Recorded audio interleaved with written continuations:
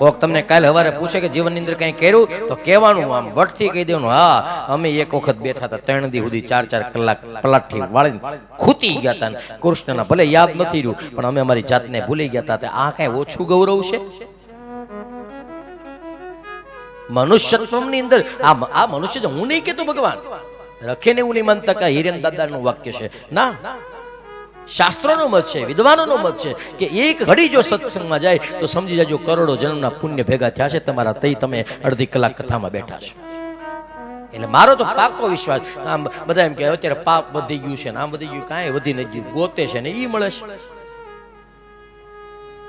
કેમ લાગે છે આપણે બધા પાપી હોય ત્યાં બેઠા હોય? પાપ હોય અહીં આનું એનું કામ જ નથી. ભગવાન તમે બધા બહુ ભાગશાળી, ઓલા જન્મમાં તમે બધા સ્વર્ગમાં હશો, ત્યાં હોનાની હવેલીમાં તમે રહેતા હશો, ત્યાં તમે બહુ પુણ્ય કર્યા છે. તેમ ભગવાનને કીધું છે, ભગવાન એક વખત તમને માણસ બનાય એટલે ભગવાન તમને અહીં મોકલા છે. અને પછી ભગવાનને ભૂલાઈ ગયું હતું કે આ માણસ બનાવીને મોકલો છે શું કરે, એટલે પાછું કીધું તું અહીં મારી સામે બે તો મને ખબર પડે તું કેવો છો, એટલે તમને બધાને સામે બેહાડ્યા છે. આવતા રહ્યો અને મારી સામે બેહો, મારે જોવું છે કે મોએ મોકલા એ બધા શું કરે છે, એટલા માટે તમે સામે બેઠા છો. મનુષ્યત્વ મળ્યા પછી મનુષ્યત્વ નહીં એની લાસ્ટ કરી છે. મનુષ્યત્વમ મુમુક્ષુત્વ મહાપુરુષ સંશ્રય, એમાં છેલ્લી પંક્તિ છે ભગવાન કે સારા માણસનો સારા શાસ્ત્રનો સંગ એ મારા ને તમારા જન્મનું પુણ્ય છે. એટલે હું તો પાક્કું માનું. હવે તમે વિચારો 1000 જન્મના ભેગા થાય, ભાગ્યોદયેન બહુજન્મ સમર્જિતેન સત્સંગમમ ચ લભતે પુરુષો યદાવે, આવું લખ્યું છે ભાગવતમાં કે 1000 જન્મના પુણ્ય ભેગા થાય તે કથા સાંભળવા મળે. શું મળે? શું મળે? કથા સાંભળવા મળે. તો મારા કેટલા જન્મના ભેગા થયા છે મને કેવા મળે છે? હે, તમારા 1000 જન્મમાં તમને સાંભળવા મળતી હોય હું તો બોલું છું ભાઈ, 3 દીધા 4 દીધા અને આવું તું દરરોજ બોલું, તો પછી મારા કેટલા જન્મના છે? તો પછી આ રૂપિયાની 100 ની 500 ની નોટમાં જીવ રાખીને મારે ન રહેવાનું હોય.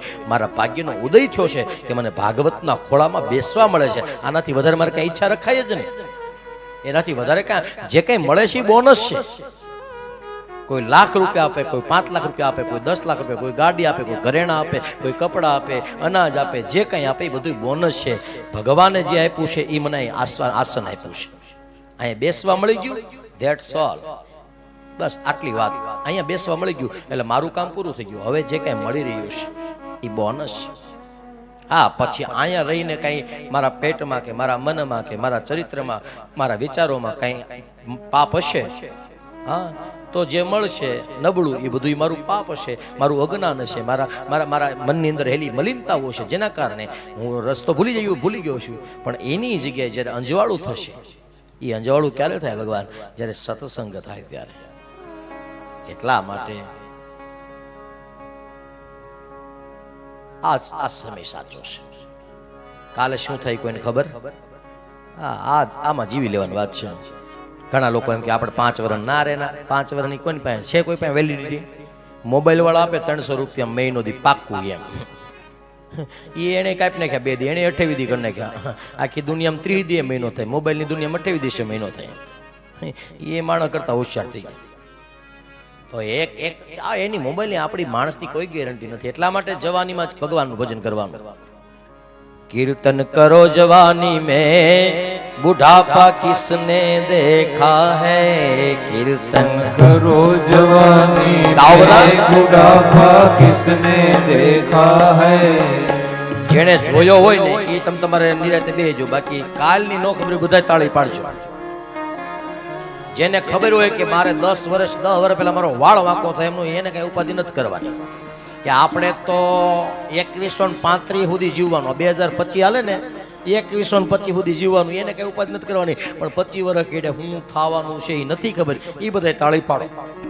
કીર્તન કરો પછી બાજુ જોવો કોને ખબર છે પાછું મને કહેજો. कीर्तन करो जवानी में बुढ़ापा किसने देखा है, कीर्तन करो जवानी में बुढ़ापा किसने देखा है.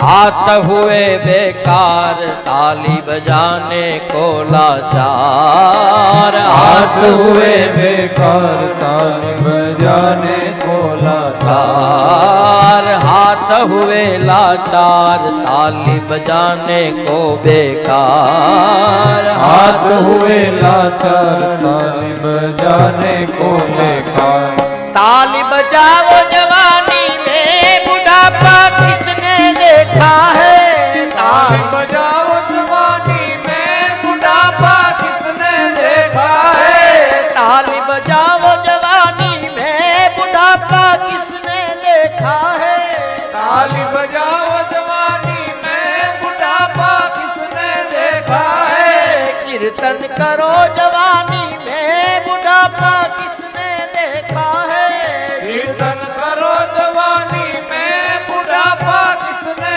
देखा है अगर किसी ने देखा है तो छोड़ो ताली लेकिन भक्ति गीत ये कहता है फिर बुढ़ापे में ताली ठीक से बजती नहीं है क्यों कि ऐसे ऐसे ऐसे होता है ऐसे ऐसे ऐसे होता है आंख हुई बेकार दर्शन करने को लाज फिर क्या होता है मोतिया आ जाता है गुजराती में हमारे काठियावाड़ में वेल पाकी जाता है एवा होता है ना तो मोतिया આવી જાય ને પછી હાવ આંખ રહી જાય तो आंख हुई बेकार दर्शन करने को फिर मंदिर तो जाएंगे लेकिन सारे लोग देखेंगे और हम ढूंढेंगे हाँ आज तो भगवान ने हरा रंग का कपड़ा पहना अरे हरा रंग का कपड़ा नहीं था वो तो नैपकिन था तूने कहाँ देखा तू नैपकिन देख के चला आया इधर वहां पर भगवान तो वहां पर बैठे थे पिंक कलर का पोशाक पहन के सर पे अच्छा अच्छा तो पिंक कलर का वो हाथ में पर्स अरे वो तो राधा जी थी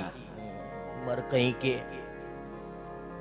तो आंख लाचार हो जाती है बाद में दर्शन नहीं होता इसीलिए जब आंख देखती है इस तब दर्शन करो जवानी में बुढ़ापा किसने देखा है पग हुए लाचार तीर्थ करने को बेग फिर क्या होता है पैर में अरे चल नहीं सकते बाबा नीचे बैठ नहीं सकते बाबा बहुत दर्द होता है ये क्या है वो जो ढक्कन है ना वो नया है वो पुराने वाला था वो निकाल दिया डॉक्टर ने वो आयुष्मान कार्ड आया ना तो दोनों कार्ड निकाल के दूसरे नए फिट कर दिए तो डॉक्टर ने मना किया है इसको ऐसे मत करना ऐसे मत कहीं कहीं पे अथड़ा ना जाए ध्यान रखना तो फिर क्या होता है तीर्थ यात्रा पे सब जाते हैं हम तो नहीं आने वाले क्योंकि हम नीचे बैठ नहीं सकते खड़े नहीं हो सकते ज्यादा देर चल नहीं सकते इसीलिए कीर्तन करो तीर्थ करो जवानी में बुढ़ापा किसने इसीलिए तीर्थ यात्रा पे जाए तब जवानी की बहुत आवश्यकता है और जवानी किसको बोलते पता है आपको आपको क्या लगता है 20 से लेकर 13 के 20 जो आयुष्य होती है 20 થી 30 વચ્ચે જવાન કહેવાય એવું હોય ને બધા એમ કે ને એને જવાની નો કહેવાય જવાની કોને કહેવાય જેના વિચારો જવાન છે 70 વર્ષના દાદા સવાર 6 વાગે ખેતરે વ્યા જાય ને 18 વર્ષનો 11 વાગ્યા સુધી પથારીમાં પડ્યો રહે ગૌઢું કોણ દાદા કે દીકરો હે કોણ ગૌઢું દીકરો કે દાદા એટલે વિચારોથી યુવાન છે અને એવી રીતના ઉંમરના દરેક પડાવે તમે તમારું કામ કરતા જાઓ જો આજે છેલ્લો દિવસ છે હું તમને કહેતો જાઉં છું તમે સાંભળ્યું તો ભલે નહીતર સેકન્ડ ટાઈમ પાછું બીજી વખત કહું યાદ રાખવાનું આ જે નાના છે મારી જેવડા એને તો ખાસ 10 વર્ષના થઈએ ને એટલે મમ્મીની આંગળી મૂકી દેવાની કેટલા વર્ષના 10 વર્ષની ઉંમર થાય એટલે મમ્મીની આંગળી મૂકી દેવાની હાથે હાલવા માંડવાનું 20 વર્ષના થઈએ ને એટલે સ્કૂલ બેગ મૂકી દેવાની